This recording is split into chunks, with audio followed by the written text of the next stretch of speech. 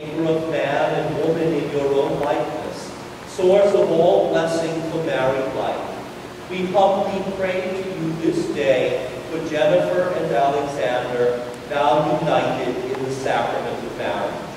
May your fullest blessing come upon them, so that they may together rejoice in your gift of married love. Lord, may they both praise you when they are happy and turn to you in their sorrows. May they be glad that you help them in their work, and may they know that you are ever with them in their need.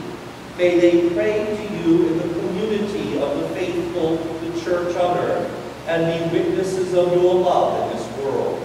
May they enjoy a long and happy life, and reach old age in the company of many true friends, and come at last to the joys of your kingdom.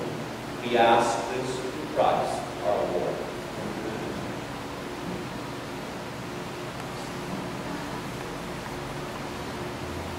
Lord Jesus Christ, who said to your apostles, "Peace I leave you, my peace I give you," look not on our sins, but on the faith of your church, and graciously grant her peace and unity in accord with your will, who live and reign forever and ever. Amen. The peace of the Lord be with you all.